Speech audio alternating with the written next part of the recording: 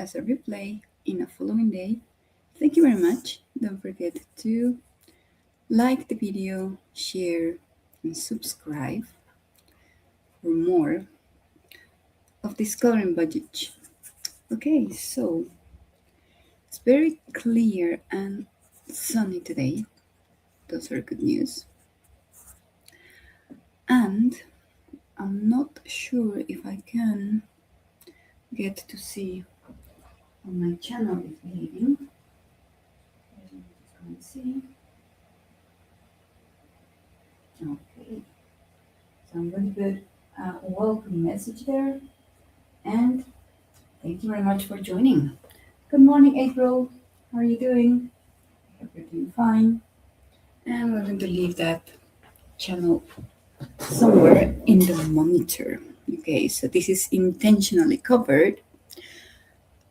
I couldn't work so much during the week, but I can move my light here so you can get to see how this cat is looking now. Okay, there we go.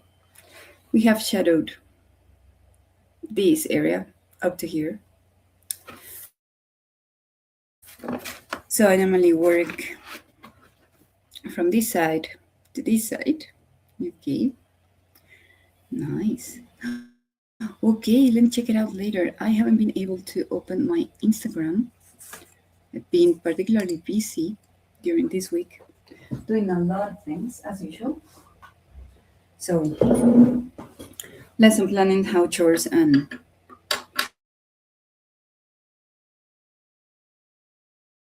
whatever life sends you, it's always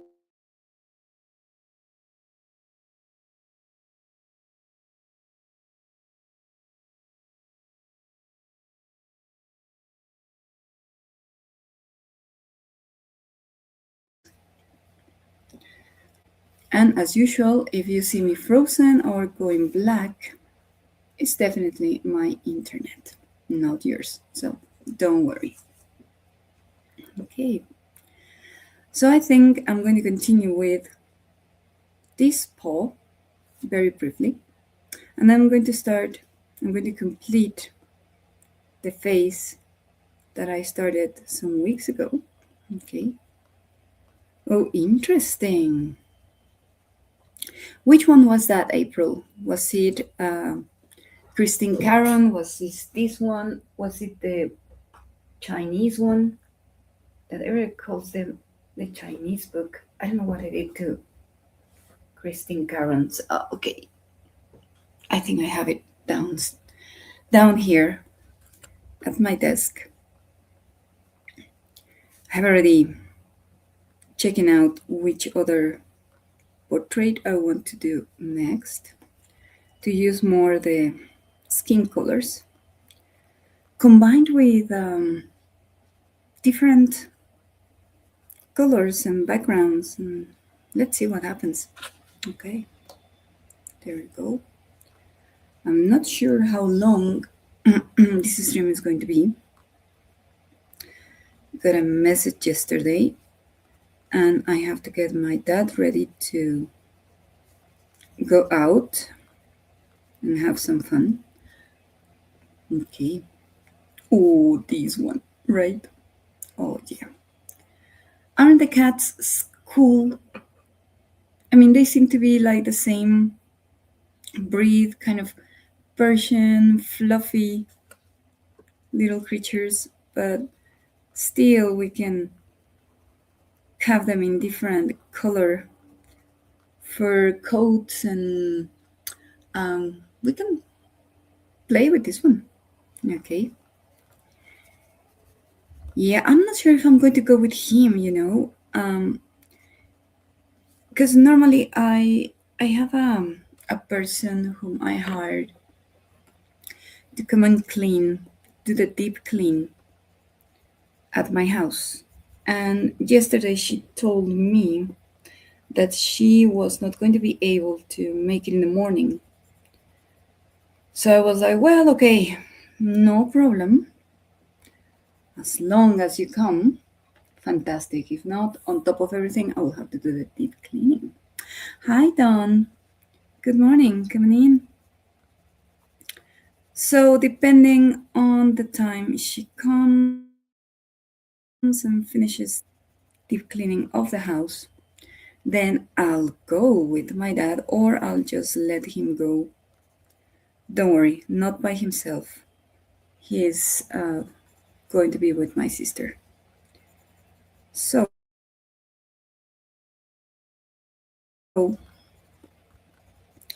as a caretaker for a long periods of time, it could be good not only for my dad, but also for my sister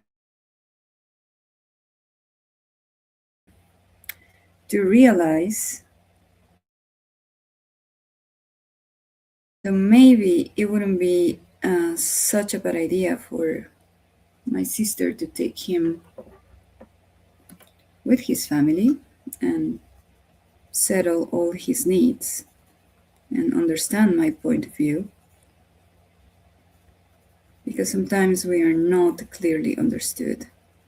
This is happening, this is going on, he's losing this, please help me out with this, and things like that. People, when they are not with the person who needs the support, they tend to minimize the situation we are going through. And despite the fact I'm trying my dad to be more cognitive, um, active, and do things, and the reality is that I'm away from the house almost 7 hours a day. So for those 7 hours, he is alone. He is fairly independent, very independent for his age. So I know he goes hiking, I know he walks around the block, so he's doing exercise, but he's reading a little bit, but he's definitely addicted to his phone.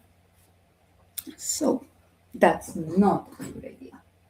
Okay, let me just check this. Yeah, I totally agree, April. But one of my siblings, one of my sisters, is in Mexico City, so she can hardly ever come, despite the fact that it's just 2 hours and a half, and I don't blame her. I know the situation that she's having at home, and she really wishes to be here, but she cannot. But my other sister is less than 15 miles away, so she should be more present. And the last time she was here was in December 20 to be exactly. So it's almost, well, it's a month and something, right? So for me, it's a little bit sad that she's not present. Okay, thank you, Don. This is Catitude by Camila Dierko. And I'm trying to find my pink to do something with the tongue that I have here. And I'm using another Star Joy. This is from the red combo, and it's the Vanity Pink. Oops, this camera is having a terrible autofocus today, but yeah, we're going to start with a pink tone and then can intensify the shadows later on. Okay. I wanted to mention something that I have seen during the week, a little bit of a trend that it's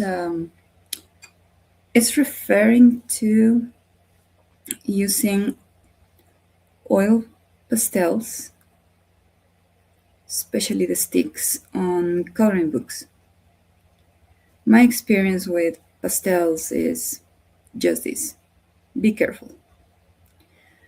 Some brands that are artist quality have very, very good oil binding. But how can I put this? If you use a brand that is not that good in quality, or you're not sure about the oil is going to seep through, and you're going to have oil all the way, not only on the back page, but in the other pages. So test your oils. All the books have white pages at the back, and that's much better because then you have the back cover and you have cardboard, etc. Put some paper, printing paper, any kind of paper to protect fore and the back. And just wait some days, 3 or 4 days, sometimes a week, depending on the quality of your oil pastels. If you see any little stains, if they are seeping through, definitely that's not the oil pastel that you need. And another thing that you need to know about oil pastels is that they never dry. They are not like oil paintings. Traditionally, the oil pastels, the chalks, never dry. And I have here a couple of examples to show you. I don't remember when I painted them. And they are on watercolor paper, so it's thick paper. And you're going to get to see that some material is much better not to use it in coloring books, unless it's a coloring book that you don't like. Or definitely, if it's a one-page coloring book, go and tear the paper and put it apart. Don't put it in plastic.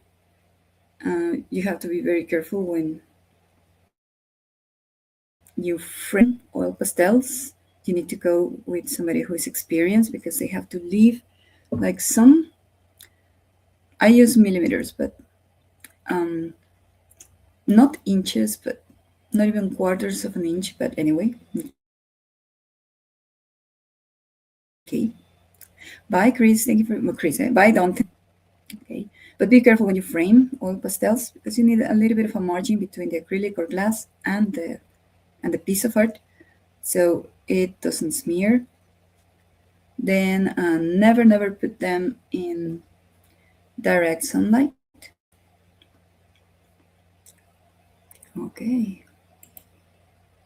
Let me put this back. Okay. Well, that's a very, very good question, April. In my experience working with them, and that's why I don't use them that much, I have them, they tend to be fresh all the time. They never dry 100%. So, and direct sunlight is going to melt them. Okay. Hi, Pew. Good morning. How are you doing? So I rather use them for other different things, and especially when you want to be messy around. I remember at university, one of my teachers said after he saw our reaction to the syllabus, and in that particular university course, the syllabus was wet techniques. So we were particularly overwhelmed and scared because for some of us it was the first time to do something. And when we saw the program, it was like first we were going to tackle watercolor, and that included watercolor pencils and real watercolor with pans and tubes. And then the second part was just two techniques, was going to be oil painting. And he saw our face saying, oh no, oil painting. So what he did, and was very intelligent, was that he introduced oil pastels first. And it was really, really messy. We were experimenting quite much. We like it. That's when we knew the real truth that they never, never fully dry. I actually keep very, just one university project done with oil pastels because it just was just a mess. And I didn't buy oil pastels again until 2 or 3 years ago when one of my students wanted to experiment with them. And I was, well, okay, let's buy some. And it was fun, but definitely not my go to.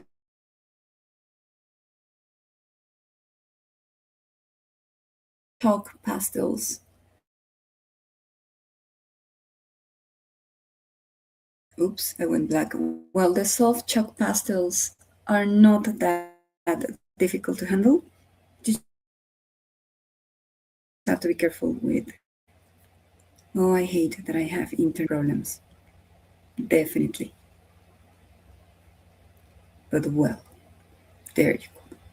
Thank you very much, Bill, for sharing. I'm using StreamYard today because I had this session program and I couldn't remember that I had it here and not on the other one. So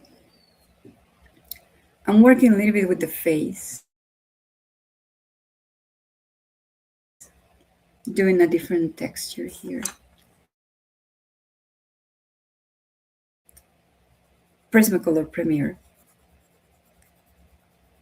As I'm coloring, I'm also trying to stretch because today I slept in. So I woke up like 40 minutes ago and I was like, oh, I have to stream. So I had to rush and do a lot of things downstairs, get my cats fed. So that's why they are not here. One of them decided that it was a good idea to have balls, like throwing up balls. And I was like, oh my God, really? Are you choosing today for this? So he got scolded and he doesn't like that. So he went and hid somewhere. So he's not going to come and bother for some time. He knows I hate so much when he does that. But anyway, so we're making this kind of not very neat hair texture.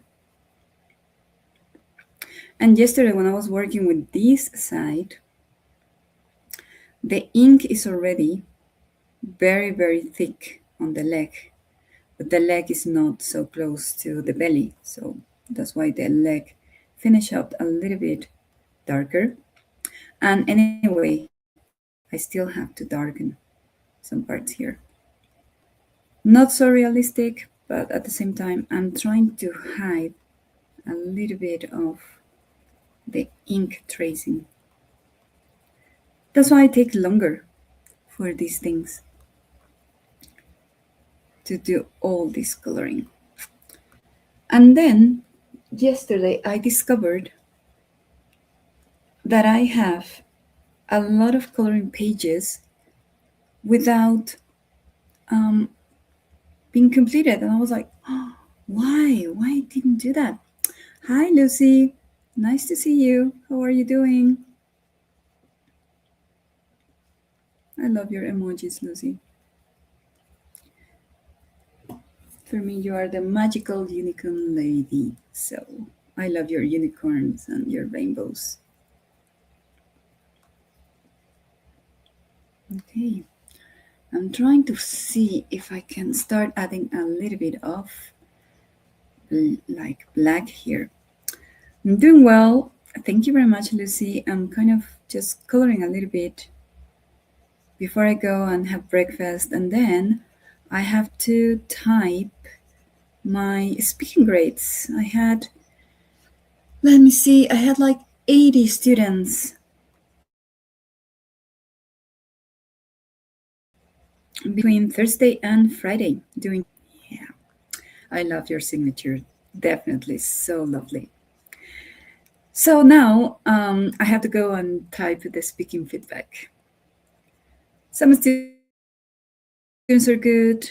They're in a very, very basic level of English. So definitely they have problems with a lot of prepositions, missing words,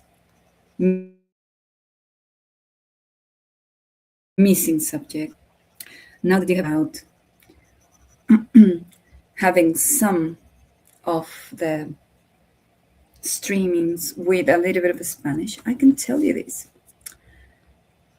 We differed a lot in how the language is spoken. So let me tell you what I remember without going through my notes. Years of practice. There you go. So first of all, English is kind of a syllable time language.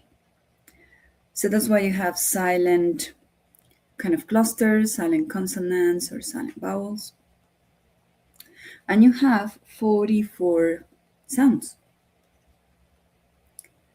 Spanish is not timed, it's not rhythmical. We tend to do our high intonation at the very end. And we only have 22 sounds. So now you can see why I mentioned that my students have problems with pronunciation. Because they are used to listening and producing only 22 sounds. And when they are in English classes for the first time, it doesn't matter the age, they cannot identify the sounds. One of the most difficult ones are the vowel sounds. In English, you have 12 vowel sounds. You have the short, the long. And in English, we only use 5 vowel sounds. So the basic students of English or some speakers that you have probably heard in your daily life trying to speak in English, they tend to be very flat and they don't tend to do all these intensities. And it all depends, it's just a matter of practice. It still happens to me that when I am speaking in Spanish for a long time during the day and then I switch to English for whatever reason, my vowels sound very sloppy. So that's quite a phonetic lesson. It's too early for phonetics, you should say. But anyway, there you go. All right, I'm going to add a little bit of red because I want to add some color. That's why I mentioned that that my colorings are all the way around the page because I get tired of a color and then I jump to another section. So that's quite good. Then, continue with the lesson. You have something called diphthongs that have a totally different sound to the vowels. Words like train, boy are considered diphthongs. And definitely diphthongs are non-existent in Spanish. So then you add another layer of complexity. So it's quite fun to teach basic level students, but at the same time it's really, really complicated because they don't want to do the practice, you know. They just want to pass the subject with very, very little effort, but unfortunately, that's not the case. I mean, we are in the top 10 universities in the country, and we really want the students to be able to communicate effectively both in English and Spanish. Because most of these students come from very, very well established and powerful families that have international negotiations and businesses and things like that. Just a few students, very, very few numbers, are here with scholarships, and they are normally sport scholarships. So the athletes are the least interested in learning to communicate, which is something I don't understand because they go to international competitions. So what do they do? Do they expect the coaches to be speaking all the time? So I don't know. I don't know exactly what they do. But these guys should have an acceptable pronunciation thing. Okay. Nice. Okay. Last Monday, in case you have not seen the replay, last Monday, almost at the very end of the stream I had with Mr. Christopher Runciman on his channel, I was telling him that Spanish, anywhere it's taught, should be very regional, should be more conversational. I'm not sure about the material that, for example, you are using or you were using Vue, but I think it's the same case with English. That we have kind of a standard material, and then when the students go out in the streets and they interact with native speakers, they have no idea what's going on because of collocations, idioms, and phrases, expressions. So the same thing happens in Spanish. So in the last, I think it was the last 20 minutes, I gave Christopher Runciman a page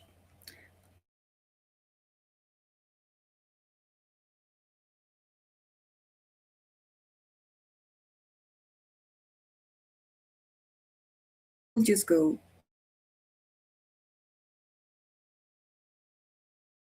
these idioms. And let me see if I can find that page. Yeah, it's here.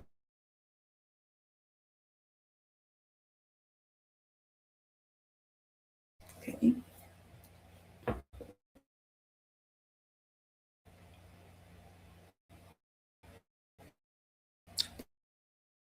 The page.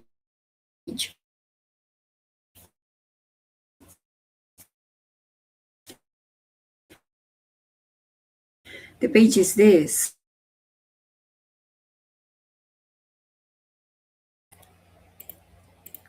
I got cut, sorry. So, How to Spanish by Erica. And she has got this type of posts that in Mexico you don't say something. She has got some other posts, Mexican idioms you'll never guess literally. This one is very fun. So if you want to practice a little bit of conversational Spanish, this page is good. I use it when my students have a lot of Spanglish, that's what we call it, Spanglish expressions. So they are thinking in Spanish and they are just accommodating the words in English. Okay. Things like, I have hungry. And I'm like, okay. Why? Because in Spanish we say tengo, like it's a little bit of possessive. In English is have, but not in Spanish. But in Spanish we say tengo hambre. And that's something that I want you to notice. In Spanish, you don't need subjects quite much. The expression tengo hambre already implies the subject. So if you change the verb form to tienes hambre, then your subject is you are hungry. And you can continue changing the verb form. That's why sometimes it's difficult for somebody who's not native in Spanish to do all these different verb changes, because they change in the present, they change in the past. And the biggest problem that we have as language teachers in English is the students missing the subjects in some cases because the verbs don't change that much. So that's particularly fun. Okay. And now that I'm checking your comment view that it was in the 80s, yeah, definitely the books are totally different. When I was working in my early teaching days, I've been teaching for 28 years. This year is going to be 29. Wow, milestone about to be achieved. But in the 2000s, 2001, I was able to give a conversational Spanish class to the English teachers at that school.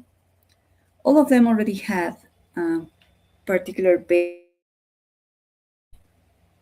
of Spanish as well. Well, they were native speakers, but one of them was from Australia. The other teacher was from the United Kingdom, and the other one was from Sweden. So they had acceptable Spanish level. Well, we had a lot of fun with the idioms, with expressions, and all those bits.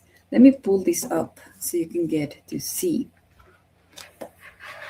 how the face is looking. We still have not added a lot of black there, but you can see the difference between one side and the other. So this little cutie is looking great.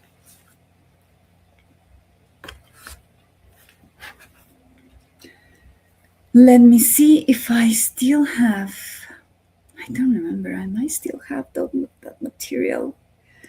I had a book for Spanish for non-native speakers. It's a very good book. I used it and I followed a lot of the recommendations they had for dialogue. And I think that combined with some topics, we can do something. So maybe we should leave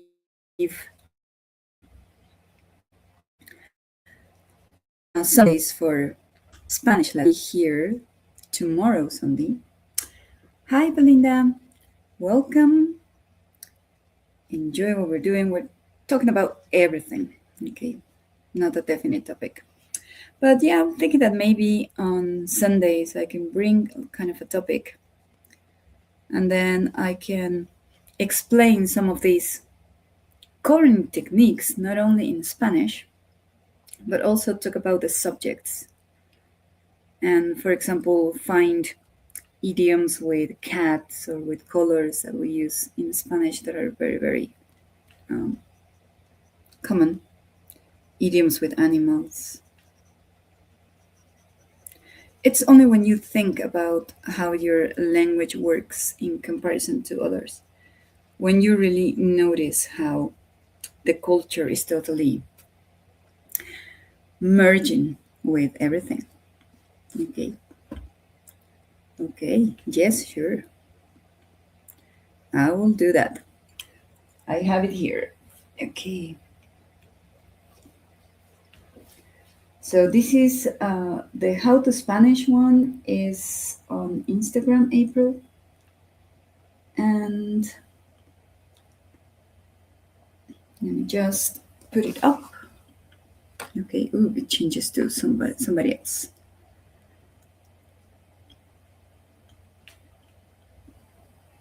Yes. Interesting. There you go. Okay. Very interesting question, View. I think that conversations are going to accept this Spanglish quite much. But I think that formal communication,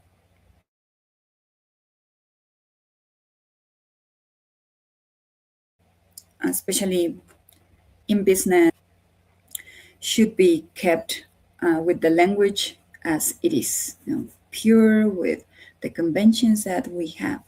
Okay. And it's going to probably become more acceptable in very informal settings to use Spanglish. I especially have problems with my students coming from the north of Mexico, because definitely in the north of Mexico they have Spanglish. And when they come here, they have to work with both. But for me, it sounds fun. Okay, it sounds fun. But yeah, I'll say keep the languages pure if you're interacting in formal context, business, investigation, medicine, all those. And in conversational settings, just use what you have, even your hands.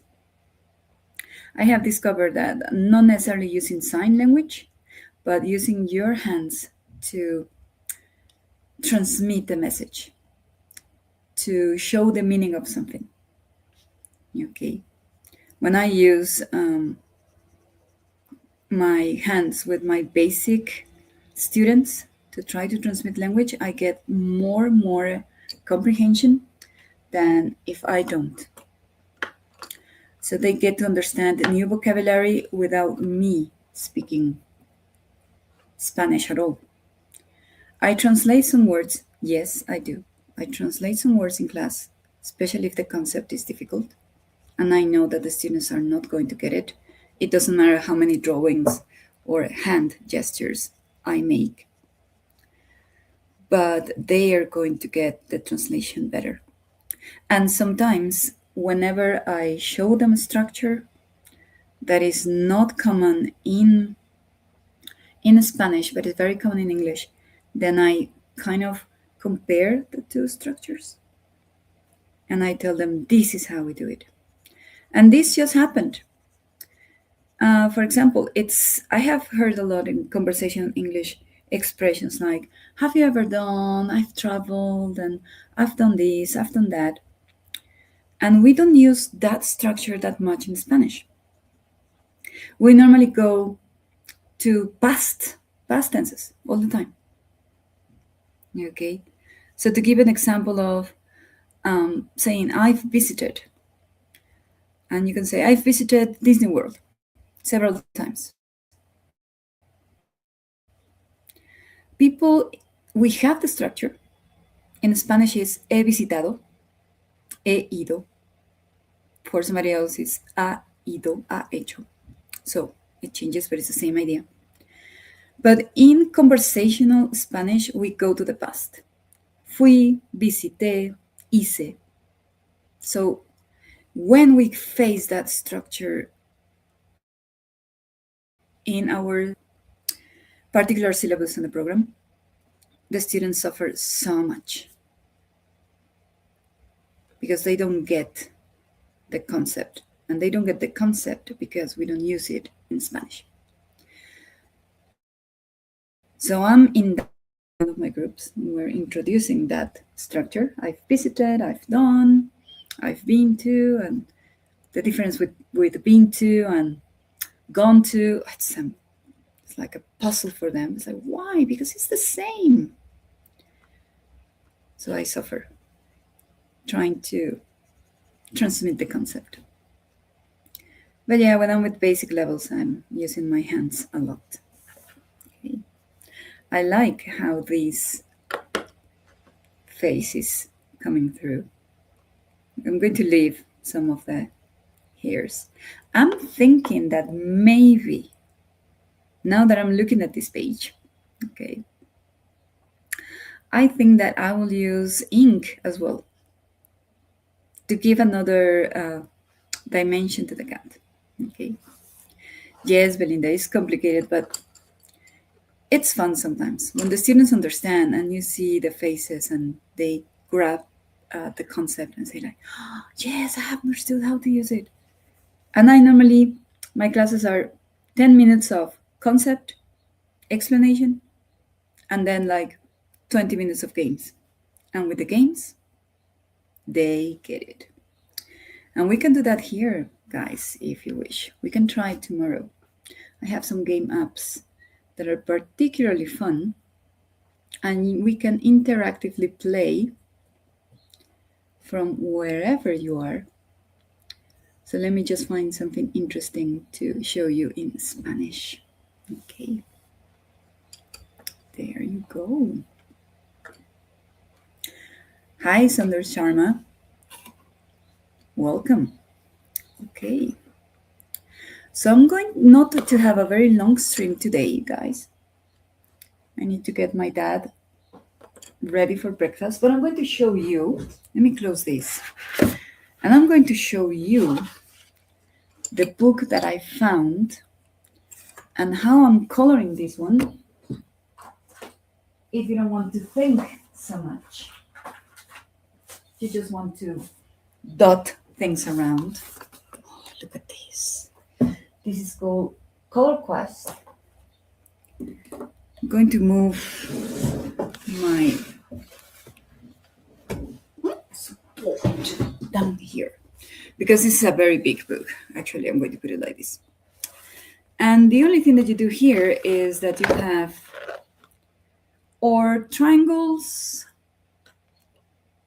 or images or hexagons.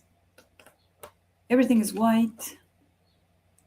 You have the color code. And what I have been doing is this. Let me see.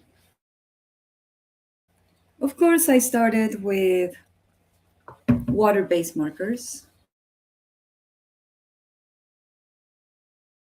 I hope I don't knock off my transmission.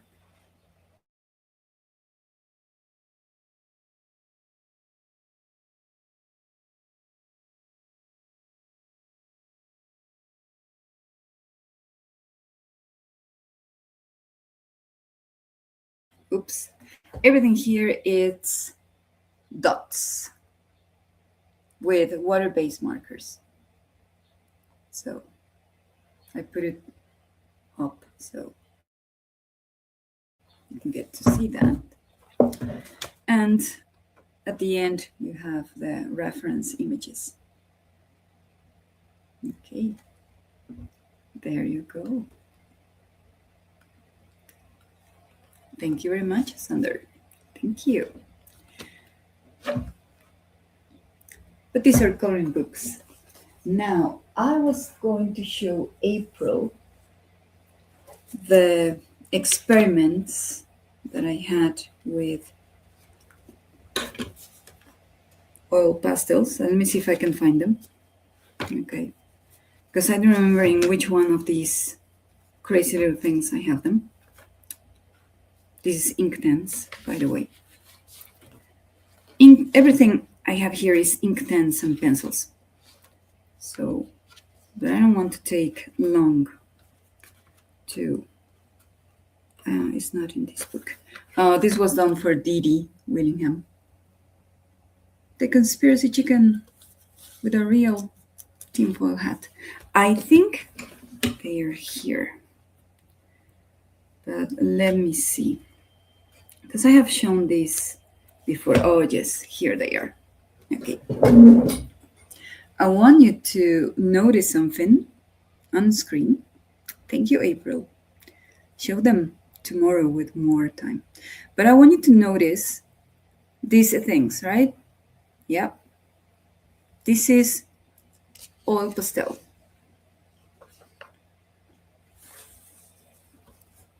So these are all pastel chalks. This was done in 2022, and the oil is still seeping through. Yeah, I have. This is another chicken, but it's not a conspiracy chicken. And if I go through my hand here, I'm not going to smear a lot, but some areas, especially the red, feels um, a little bit fresh. And we're talking about 2022. So I constantly change this one. I changed this one last year. So the oil of the pastels can still go here. And they are so creamy and they're beautiful, but definitely they're going to produce this. So if you have a coloring page on a coloring book that you don't want to damage, then it's better just to tear it apart and put it somewhere. And I'm not going to put this in plastic. And maybe later I'll change this. Then this other rabbit, this one is even worse. Okay, exactly view. You can get to see the ghost image there. This one has got even double paper to protect it. And of oil pastel. Okay. This one was a year later. This is 2023. So 4 years in the making. And it feels that it's dry, but that's thanks to this thing that we have. So if you are using your current books for this technique, put a lot of paper in between your pages, printing paper, so this can absorb the oil and you can protect your pages. Let me see if I can show you the back part. Okay, this, for example, you can get to see on camera how it looks stained. Okay, and I wanted to protect this coloring because this one is color pencil and acrylic, but I don't know if you can see on camera the shape of the bunny. This is the back of the paper, the back of the bunny. And this is watercolor paper, 300. Okay, it's the heaviest one. And the oil still seep through. So just protect your coloring books, because definitely oil pastels are going to be a problem if you don't protect the pages. Okay, and of course use a very, very good brand. I have, I don't know, King Arts or something like that. They are not really the quality pastels because I was just going to teach the basic techniques to that private student that I had. So I as I'm not really going to sell oil pastels as a commission or something, I didn't go for the expensive ones. But I suppose that the Sennelier, the Mungyo, all those quality brands will have better oil. So it might not be a problem. But as we mentioned before, use the last pages of your coloring book, the last page before your covers, and test it. Leave it for some days. Leave it for 4, 5, maybe a week, and test if it really seeps through. If you have a quality pastel and you see that in probably 8 days nothing happened, then use it with care. Or maybe what I was thinking, View, do you remember that transparent watercolor that you show with the alcohol markers? I wanted to get it, but it's very expensive. It is like $30 to be shipped to Mexico. But that one, Daniel Smith transparent one, and you put it, and then you paint it with the marker, and it didn't go through. Maybe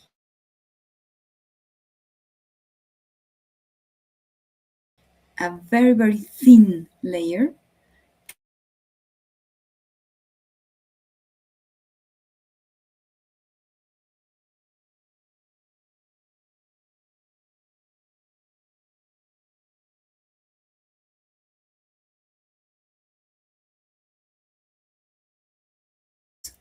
I'm going to start today. I couldn't do the other cat, but tomorrow we'll try something, mixing Spanish, some idioms, different drawing. Let's go for the other cat. And I hope I can see you tomorrow. So take care and thank you for coming. Okay. Bye. Have a great, great Saturday. Don't forget that we have Olympic Games. So follow them. They're in Italy. They're in Milano, Cortina, and they are fantastic. I love Olympic Games. Bye. Take care.